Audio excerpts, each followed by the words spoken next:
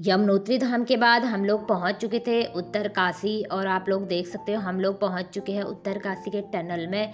तो यहाँ से हमको ना गंगोत्री धाम के दर्शन करने थे, जो कि यहाँ से ना कुछ ही किलोमीटर की दूरी पे गंगोत्री धाम पड़ता है। तो इस वजह से हम लोग यहाँ आ गए थे और ये रहा यहाँ का मार्केट।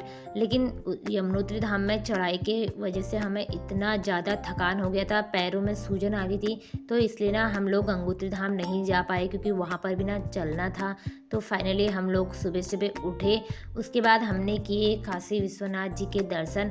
और सुबह सुबह जो हमारे दर्शन हुए ना वो बहुत अच्छी तरीके से हो चुके थे, क्योंकि ना यहाँ पे ना सुबह सुबह एक तो यहाँ पे बिल्कुल भी भीड़ नहीं थी, ऊपर से इतनी ज़्यादा यहाँ मंदिर में शांति थी, बहुत ज़्यादा ना सुकून मिल रहा था सुबह सुबह मंदिर में आके। उसके बाद हमने फाइनली सभी मंदिरों में यहाँ के दर्शन किए और आप लोग देख सकते हो बिल्कुल भी ना मंदिर में भीड़ नहीं थी। तो हमारे जो दर्शन थे ना बहुत अच्छे से हो चुके थे और हमने ना जितने भी मंदिर थे सभी मंदिरों में पूजा पाठ की और फाइनली यहाँ से जो हमने प्रसाद वगैरह लिया और उसके बाद हम लोग निकल चुके थे अपनी अगली यात्रा के लिए।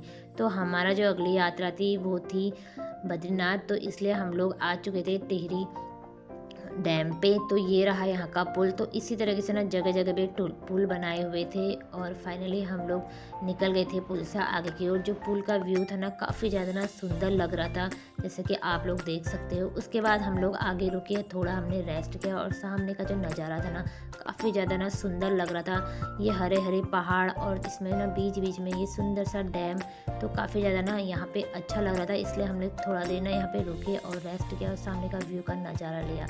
उसके बाद हम लोग आ गए थे सीधे श्रीनगर। तो श्रीनगर में हम लोग पहुंच चुके थे माँ धारी देवी के मंदिर के लिए। तो फाइनली हम लोगों ने माँ धारी देवी की भी आज दर्शन कर ही लिए थे। तो उसके बाद हम लोग मंदिर चले गए थे और आप लोग देख सकते हो कितना सुंदर ये मंदिर है। अलकनंदा नदी के ऊपर ये मंदिर बनाया गया है, तो काफ़ी ज़्यादा अच्छा लग रहा था। तो गेट से हम लोग चले गए थे अंदर की ओर और हम लोग यहाँ पे लग चुके थे लाइन में, क्योंकि ना यहाँ पे थोड़ी भीड़ हुई थी, तो इसलिए हम लोग ना लाइन में लग गए थे। थोड़ा टाइम हमें यहाँ लग गया था।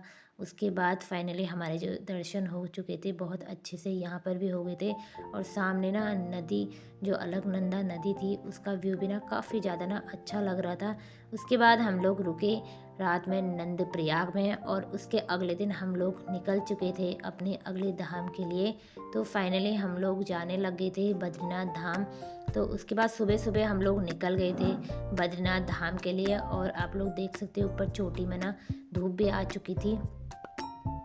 उसके बाद फाइनली हम लोग पहुंच चुके थे बद्रीनाथ धाम के इन सुंदर से होटलों के पास।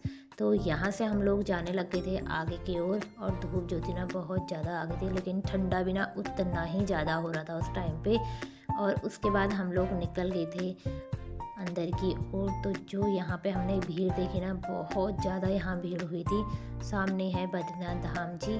उसके बाद हम लोग आगे को निकल चुके थे और भीड़ इतनी ज़्यादा थी तो जिससे हमारा नंबर ना 2 घंटे 3 घंटे बाद आया। तो इसी तरह ना यहाँ पे टाइम लग गया था।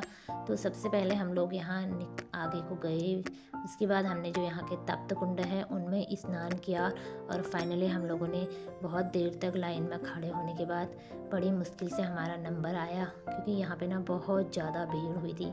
हम लोग गए थे जब किवाड़ बंद होने वाले थे उस टाइम पे, तो इस वजह से ना बहुत ज़्यादा भीड़ थी।